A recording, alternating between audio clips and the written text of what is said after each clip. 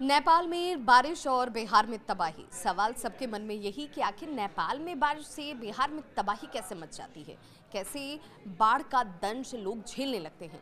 तो आपको बताते चलें कि नेपाल में लगातार हो रही बारिश ने बिहार के कई जिलों में खतरे को अब इस तरीके से तस्वीरों के जरिए लाया है, वो डरावनी है। वो आपको ये बताने के लिए काफ़ी है कि इसका समाधान बहुत जल्द होना चाहिए, नहीं तो हर बार साल दर साल यही विभीषिका इन ज़िलों में रहने वाले लोगों को उठानी पड़ेगी, जिसमें लोगों का घर बार चला जा रहा है, जिसमें लोगों की गाढ़ी कमाई से सपनों का आशियाना बह जा रहा है, लोगों की खेत बाड़ी चली जा रही है, ज़मीन के ज़मीन जो हैं वो ज़मींदोज़ हो जा रहे हैं। तो ऐसे में ये सवाल सभी के मन में है कि आखिर इसका समाधान कब और कैसे होगा।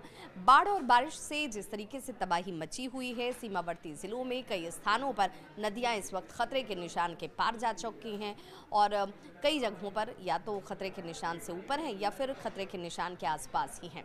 नेपाल में 1968 के बाद इतनी बारिश जो है वो इस बार ही दर्ज की गई है। 27 सितंबर से नेपाल में लगातार बारिश जो है वो हो रही है। नेपाल में हो रही भारी बारिश की वजह से देखिए, कोसी बैराज के वीरपुर से रिकॉर्ड रविवार के दिन 6,61,295 क्यूसेक पानी का डिस्चार्ज किया गया था।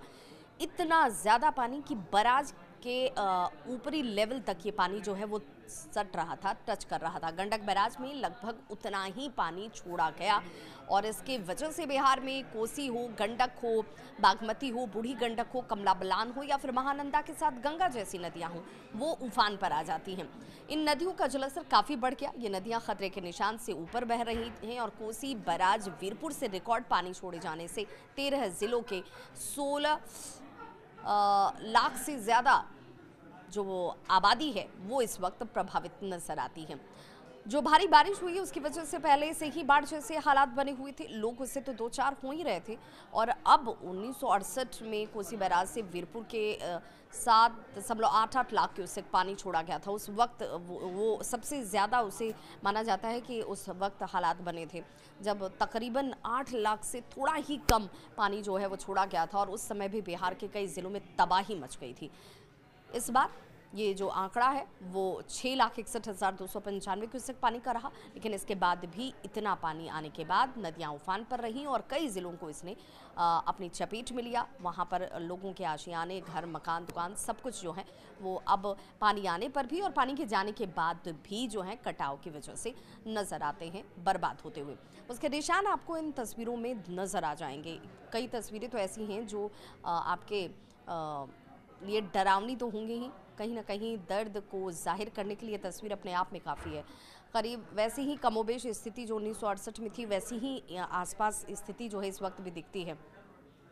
इन दिनों कोसी की बात कर लीजिए, गंडक की बात कर लीजिए, गंगा का पानी पश्चिमी और पूर्वी चंपारण, गोपालगंज, अररिया, सुपौल, कटिहार, पूर्णिया और कई अन्य जो ज़िले हैं, 13 ऐसे ज़िले हैं जो इस वक्त प्रभावित हैं इस बाढ़ के पानी की वजह से। और इन ज़िलों में इस पानी का प्रवेश होने के बाद अलग अलग इलाकों में तकरीबन ये माना जा रहा है कि जो बारिश भी हुई है वो तकरीबन 780.3 मिलीमीटर बारिश दर्ज की गई। अब एक तो नेपाल की तराई से आने वाला पानी, ऊपर से बारिश का हो जाना, उसके बाद ये स्थिति और ज़्यादा भयावह नजर आई। बिहार के कुछ जिलों में बारिश अभी भी जारी है और ऐसे में राज्य सरकार ने बिहार के इन कई जिलों के लिए अलर्ट तक जारी कर दिया हुआ है। मौसम विभाग ने भारी बारिश का पूर्वानुमान पहले से जताया हुआ था। नेपाल से आने वाले पानी ने इस परेशानी को और गंभीर बना दिया। हालांकि इस वक्त बहुत सारे कम्युनिटी किचन चलाए जा रहे हैं, लोगों के बीच सूखा राशन पहुंचाया जा रहा है, पॉलीथीन शीट्स दिए जा रहे हैं। लगातार सरकार मॉनिटरिंग कर रही है, नज़र बनाए हुए हैं कि कहीं पर किसी तरीके से लोगों को परेशानी का सामना न करना पड़े। लेकिन चिंता का विषय ये अब भी बना हुआ है। धीरे धीरे हालांकि नदियों के जलस्तर में थोड़ी कमी आई है जैसे जैसे बराज का पानी कम हुआ है, लेकिन देखना होगा कि लोगों के आशियाने जो बह गए उन लोगों को राहत किस रूप में मिलती है, कब तक मिलती है। इस खबर पर आपकी क्या है राय? क्या आप इन 13 जिलों में से किसी ज़िले से आते हैं? वहाँ पर क्या है स्थिति? कमेंट के जरिए बताइएगा ज़रूर। मैं आपकी होस्ट और दोस्त विभा उपाध्याय।